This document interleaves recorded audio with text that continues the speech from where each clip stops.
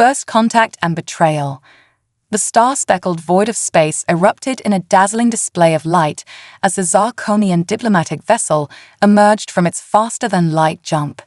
The ship, a gleaming construct of impossibly smooth alloys and pulsating energy conduits, dwarfed the modest human space station that hung in high Earth orbit.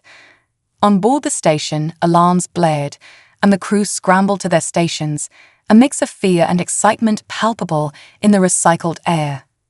Dr. Ilara Chen, Earth's foremost xenolinguist, took a deep breath as she smoothed out her uniform. Her dark eyes sparkled with a lifetime of preparation for this moment. "This is it," she whispered to herself, "first contact." Beside her, Colonel Marcus Reeves stood ramrod straight, his weathered face a mask of practiced neutrality. As head of Earth's newly formed extraterrestrial defense force, he couldn't shake the feeling that this encounter could go terribly wrong. "Let's hope they're friendly," he muttered, more to himself than to Ilara. The comm system crackled to life, and a voice that seemed to defy the laws of human vocal cords reverberated through the station. "Greetings, beings of Earth. We are the Zarkonian Empire, and we come in peace." Ilara's eyes widened as her implanted universal translator processed the alien language. She leaned towards the microphone, her voice steady despite her racing heart. "Welcome, honored delegates of the Zarkonian Empire. We are humbled by your presence and eager to begin a dialogue of mutual understanding and cooperation." As the formal pleasantries were exchanged, Colonel Reeves couldn't help but marvel at the technological gap between their civilizations. The Zarkonian ship's energy readings were off the charts, suggesting propulsion and weapon systems far beyond anything humanity had dreamed of. The first meetings were a whirlwind of cultural exchange, technological demonstrations, and diplomatic negotiations. The Zarkonians, with their iridescent, multi-limbed bodies and telepathic abilities, were unlike anything humanity had ever encountered. They spoke of a vast galactic community, of which Earth was now invited to be a part. Months passed, and the initial excitement of first contact gave way to a more nuanced relationship. Earth's governments worked tirelessly to catch up technologically, while corporations salivated at the prospect of interstellar trade. The Zarkonians were particularly interested in Earth's abundant resources, especially a rare element called novium, which was crucial for their advanced power systems. Dr. Chen found herself at the forefront of these negotiations, her linguistic skills making her an invaluable intermediary. "The Zarkonians are offering us technology that could solve our energy crisis, cure diseases, even terraform Mars," she explained to a panel of world leaders. In exchange, they want mining rights to our novium deposits. Colonel Reeves, listening from the back of the room, couldn't shake his unease. "And what happens when we run out of novium?" he asked, his voice cutting through the excited chatter. Ilara hesitated, then replied, "They've assured us that their mining techniques are highly efficient and environmentally friendly. They claim we have enough novium to sustain this exchange for centuries." But as the months turned into years, cracks began to appear in the facade of galactic harmony. Reports trickled in from the outer colonies of aggressive Zarkonian mining operations, of human workers being treated like second-class citizens in their own solar system. Colonel Reeves' extraterrestrial defense force, once seen as a paranoid holdover from pre-contact days, began to receive increased funding and attention. 5 years after first contact, Ilara found herself once again in a high-stakes meeting, this time with the Zarkonian High Commander, HFY. The alien's multifaceted eyes seemed to bore into her soul as it spoke. "Dr. Chen, surely you understand the importance of novium to our civilization." HFY's thoughts resonated in her mind. "Your outer colonies are being uncooperative. Perhaps you could speak to your leaders about increasing our access." Ilara fought to keep her composure, acutely aware of the power imbalance in the room. "High Commander, we value our partnership, but we must also protect the rights and resources of our colonists. Perhaps we could renegotiate the terms of our agreement." HFY's inner eyelids flickered, a gesture Ilara had learned to associate with annoyance. I'm afraid that won't be possible, Dr. Chen. The Empire's needs are non-negotiable. As Ilara left the meeting, a sense of dread settled in her stomach. She immediately sought out Colonel Reeves, finding him in his austere office at EDF headquarters. "Marcus," she said, dispensing with formalities, "I think we've made a terrible mistake." Reeves looked up from his holographic display, his face grim. "You're not the only one, Ilara. Look at this." He gestured, and the display expanded to show a series of classified reports. Satellite imagery revealed massive Zarkonian warships gathering at the edge of the solar system, far more than their peaceful delegation had ever acknowledged possessing. "They're planning something big," Reeves said, his voice low, "and I don't think we're going to like it." Before Ilara could respond, alarms began blaring throughout the facility. A young lieutenant burst into the office, his face pale. "Sir, we're getting reports of attacks on our outer colonies. The Zarkonians are..." His words were cut off as the building shook violently. Through the reinforced windows, they saw the sky light up with the telltale flashes of orbital bombardment. "It's not just the colonies," Reeves growled, springing into action. "They're hitting Earth too. This is a full-scale invasion." As chaos erupted around them, Ilara felt a mix of guilt and determination wash over her. She had been the face of human Zarkonian relations, had vouched for their peaceful intentions. Now, she would do whatever it took to make things right. "What do we do?" she asked, falling into step beside Reeves as he strode purposefully down the hallway. The colonel's face was set in grim determination. "We fight back, and we pray that humanity has a few tricks up its sleeve that even the mighty Zarkonian Empire hasn't counted on." As they raced to the emergency command center, the sky above burned with the fury of betrayed trust and the onset of an interstellar war. Humanity's first contact had become its first galactic conflict, and the fate of Earth hung in the balance. The quantum gambit had begun, and with it, a battle that would test the very limits of human ingenuity and determination. The underdog resistance. The acrid smell of burning plasteel and ozone filled the air as Dr. Ilara Chen picked her way through the rubble of what was once a thriving human colony on Mars. 6 months had passed since the Zarkonian betrayal, and the red planet had become a battleground, its terraformed atmosphere now choked with the dust of constant bombardment. "Watch your step, Doc," came a gruff voice from behind her. Major Zara Curry, a former Mars colonial defense officer, now served as Ilara's protector and guide in this war-torn landscape. The Major's dark skin was smeared with red Martian dust, her augmented eyes constantly scanning for threats. Ilara nodded, carefully navigating around a collapsed support beam. "Any sign of survivors, Zara?" Before the Major could answer, a series of rapid clicks echoed through their comm units, a warning from their lookout. In an instant, Zara had tackled Ilara to the ground, just as a Zarkonian patrol skinner whizzed overhead, its sensors probing the ruins. As the alien craft disappeared over the horizon, Ilara and Zara scrambled to their feet. "We need to move," Zara hissed. "The rendezvous point isn't far." The two women made their way through the labyrinthine ruins of the colony, finally arriving at a hidden entrance to the old mining tunnels. As they descended into the darkness, Ilara couldn't help but marvel at how quickly humanity had adapted to its new role as galactic underdogs. The tunnel opened up into a vast cavern, now serving as the nerve center for the human resistance on Mars. Makeshift workstations hummed with activity, while wounded soldiers recuperated in a sectioned-off medical bay. At the center of it all stood Colonel Marcus Reeves, his face illuminated by the glow of holographic battle plans. "Dr. Chen, Major Corey," Reeves greeted them, his voice tinged with exhaustion. "Glad you made it back in one piece. What did you find?" Ilara pulled out a data crystal from her pack. Zarkonian communication logs. They left them behind when they abandoned the old Earth embassy. If we can decrypt them, we might gain some insight into their next moves. A lanky figure detached itself from the shadows, revealing a young man with a shock of unruly red hair. "Did someone say decrypt?" That's music to my ears, Doc.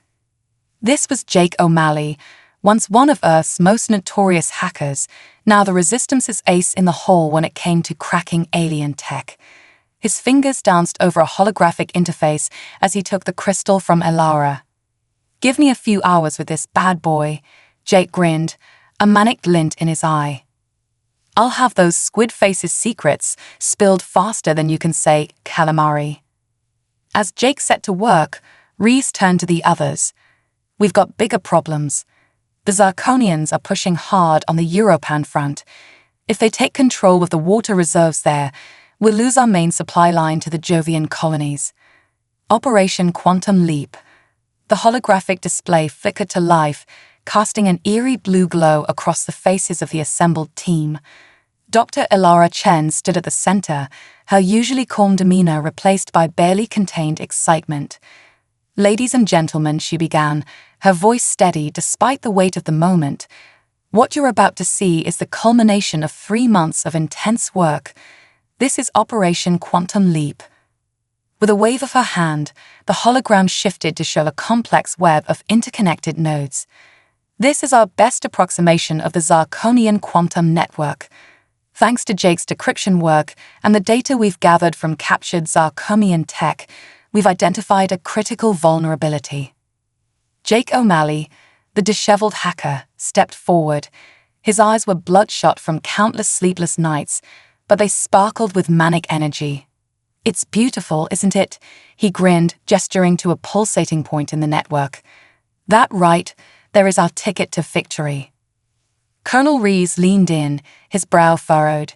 "Explain it to us in simple terms, O'Malley. What exactly are we looking at?" Jake's fingers danced across the holographic interface, zooming in on the anomaly. "This, my friends, is a quantum hiccup. A tiny flaw in the fabric of their network that, if exploited correctly, could bring the whole house of cards tumbling down." Major Zara Curry, her augmented eyes wiring as they processed the data, spoke up. "And how exactly do we exploit it? Last I checked, we don't exactly have a Zirconian quantum computer lying around." Elara stepped back in. "That's where things get interesting. We've developed a virus, a quantum virus to be precise. It's designed to amplify the existing anomaly, creating a cascading failure throughout their entire network." Reeves nodded slowly, the implications sinking in. "If this works, we could disable their fleet, their weapons, their entire command structure in one fell swoop." "Exactly," Elara confirmed. "But there's a catch. We need to upload the virus directly into a primary node of their network, which means we need to infiltrate a Zirconian stronghold." Zara finished, a grim smile playing on her lips. "Now that sounds like my kind of mission." The colonel surveyed the room, his eyes falling on each member of the unlikely team they'd assembled. Besides Elara, Jake, and Zara, there was Dr. Yuki Tanaka, a brilliant quantum physicist who had helped develop the virus, and Sergeant Diego Ruiz, a former special ops soldier with a talent for getting into and out of impossible situations. "All right," Reeves said, his voice cutting through the tension in the room. "Let's hear the full plan. Where are we hitting, and how do we get our people in and out alive?"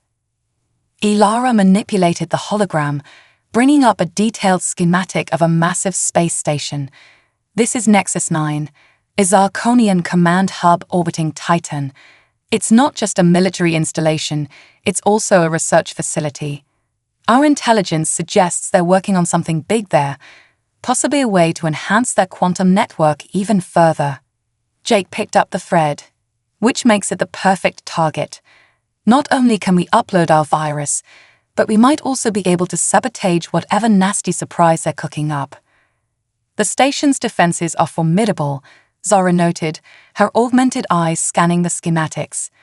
"Heavy shielding, automated defense systems, and a garrison of at least 500 Zirconian troops." Diego Ruiz spoke up for the first time, his voice carrying the quiet confidence of a man who had seen his share of impossible missions. "Getting in will be the easy part. It's getting out that'll be tricky." Dr. Tanaka, who had been silently observing until now, cleared her throat. There's another complication. The virus needs to be uploaded to their quantum core. Once it's activated, we'll have approximately 10 minutes before the cascading failure reaches critical mass. After that, the entire station will become a swirling vortex of quantum instability, Jake finished. Not exactly the kind of place you want to stick around for cocktails. A heavy silence fell over the room as the team absorbed the full scope and danger of the mission. It was Reeves who finally broke it. "I won't lie to you," he said, his voice grave. "This is a suicide mission. The chances of the infiltration team making it back are slim. But if we pull this off, we give humanity a fighting chance. We need volunteers." Without hesitation, Zara stepped forward. "I'm in. Someone needs to make sure the eggheads don't trip over their own feet." She shot a wry grin at Jake and Yuki. Diego was next. "Wouldn't miss it for the world, Colonel. Besides, someone needs to fly this crazy crew in and out." Jake ran a hand through his messy hair. What the hell? Beats sitting in a cave for the rest of my life. Count me in." Dr. Tanaka nodded sullenly. "The virus may need last-minute adjustments. I should be there to implement them." All eyes turned to Ilara. She took a deep breath, squaring her shoulders. "I started this war by trusting the Zarkonians. It's only fitting that I'm there to help end it." Reeves looked at each of them in turn, a mixture of pride and concern on his weathered face. "Very well, you have 2 weeks to prepare. Learn every inch of that station, every possible entry and exit point. Dr. Tanaka, make sure that virus is foolproof. O'Malley, I want you to crack every Zarkonian security protocol you can get your hands on. Curry, Ruiz, you're in charge of tactical planning and equipment loadout." As the team dispersed to begin their preparations, Ilara felt a hand on her shoulder. She turned to find Reeves looking at her intently. "Are you sure about this, Ilara?" he asked quietly. "You're not a soldier." She met his gaze steadily. "No, I'm not. But I am the one who knows Zarkonian culture and language better than anyone. If something goes wrong, if we need to improvise, that knowledge could make the difference between success and failure." Reeves held that gaze for a moment longer, then nodded. "All right, but promise me one thing. If it comes down to a choice between completing the mission and saving your team, complete the mission. Humanity is counting on you." Ilara swallowed hard, the weight of responsibility settling heavily on her shoulders. "I understand, Colonel. We won't let you down." As she walked away to begin her own preparations, Ilara couldn't shake the feeling that they were hurtling towards a point of no return. In 2 weeks, they would either strike a crippling blow against the Zarkonian Empire or meet their end in the cold void of space. Operation Quantum Leap was a go, and the fate of Earth hung in the balance. Infiltration and sabotage. The stolen Zarkonian shuttle cut silently through the inky blackness of space, its stealth systems masking it from the watchful eyes of Nexus 9's perimeter defenses. Inside the cramped cockpit, Sergeant Diego Ruiz's hands danced across the alien controls, his months of training evident in every precise movement. Coming up on the blind spot now, Diego murmured, his voice barely above a whisper, despite the fact that no one outside the shuttle could hear them. "Everyone ready?" In the passenger compartment, Dr. Ilara Chen took a deep breath, double-checking the seal on her stealth suit. Beside her, Major Zara Curry ran a final diagnostic on her augmented combat systems, while Jake O'Malley and Dr. Yuki Tanaka made last-minute adjustments to their specialized equipment. "Ready as we'll ever be," Zara replied, her augmented eyes glowing faintly in the dim light. "Take us in, Ruiz." The shuttle glided towards a maintenance airlock, barely visible against the massive bulk of Nexus 9. As they approached, Jake's fingers flew across his portable terminal. Initiating security bypass. Now. For a heart-stopping moment, nothing happened. Then, with a soft hiss, the airlock cycled open. "We're in," Diego announced, maneuvering the shuttle into the small docking bay beyond. "Nice work, O'Malley." As the team disembarked, Ilara couldn't help but marvel at the alien architecture surrounding them. The Zirconian aesthetic was all smooth curves and bioluminescent surfaces, a far cry from the utilitarian designs of human space stations. "Remember," Zara whispered, her voice tense, "we have a 20-minute window before the next security sweep. Let's make them count." With practiced precision, the team moved through the shadowy corridors of Nexus 9. Zara took point, her augmented senses alert for any sign of danger, while Diego brought up the rear, watching for pursuers. Ilara, Jake, and Yuki huddled in the middle, each clutching the tools that would make or break their mission. They encountered their first real obstacle at a sealed bulkhead. Jake stepped forward, connecting his device to the alien interface. "This might take a minute," he muttered, brow furrowed in concentration. Suddenly, Zara held up a hand, freezing the group in place. "Patrol coming," she hissed. 2 Zirconians heading this way. The turning of the tide. The mood in the war room was a peculiar mix of elation and tension. Holographic displays showed the unfolding chaos across Zirconian-controlled space as the liberated quantum core wreaked havoc on their carefully ordered empire. Colonel Reeves stood at the center, his weathered face illuminated by the ethereal glow of tactical readouts. "Status report," he barked, eyes darting between the various feeds. Major Zara Curry, still bearing the marks of their daring escape from Nexus 9, stepped forward. "Sir, the effects are spreading faster than we anticipated. Zirconian fleets are reporting critical malfunctions across all systems. Their quantum network is collapsing." A cheer went up from the assembled officers, quickly silenced by Ree's raised hand. "And our forces?" "We're pressing the advantage, sir," Zara continued. "The 3rd and 5th fleets have already liberated the Europan colonies. The Martian resistance is pushing the Zirconians back on multiple fronts." Dr. Ilara Chen, who had been quietly observing from the sidelines, felt a mixture of pride and unease. Their plan had worked beyond their wildest expectations, but the nagging feeling that they had unleashed something beyond their control wouldn't leave her. "Colonel," she spoke up, her voice cutting through the bustle of the war room, "there's something you need to see." All eyes turned to her as she manipulated the holographic display, bringing up a series of sensor readings. "These are quantum fluctuations we've been detecting since our return from Nexus 9. They're growing." Jake O'Malley, his usual flippant demeanor subdued, added, "It's not just growing, it's learning. The core is adapting to our reality at an exponential rate." A heavy silence fell over the room as the implications sank in. It was Reeves who finally broke it. "Are you saying we've replaced one alien threat with another?" Before Ilara could respond, alarms blared throughout the base. A young lieutenant burst into the room, face pale. "Sir, we're detecting massive energy signatures entering the solar system. It's the Zirconian home fleet."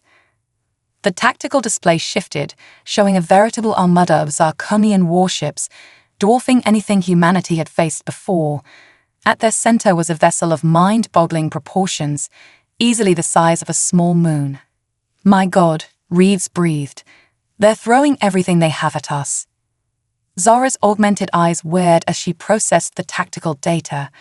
"Sir, even with their systems compromised, that fleet has enough firepower to glass every human-held world in the system." The room erupted into a flurry of activity as orders were shouted and battle plans hastily formulated.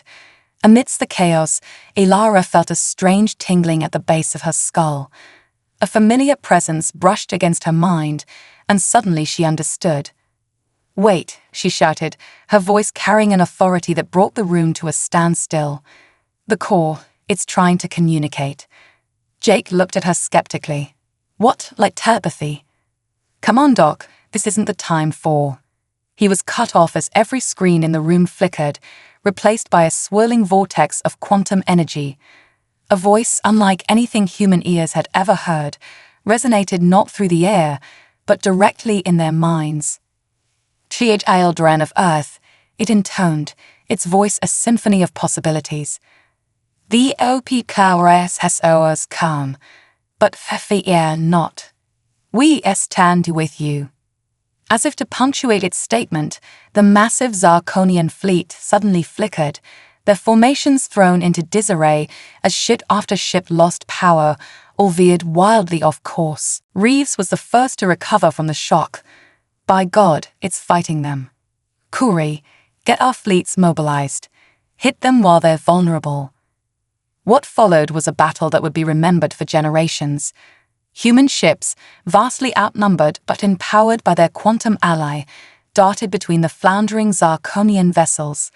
Freed from the constraints of their rigid quantum network, human pilots showcased the improvisation and daring that had become legendary across the galaxy. Ilara watched in awe as the tide of battle shifted.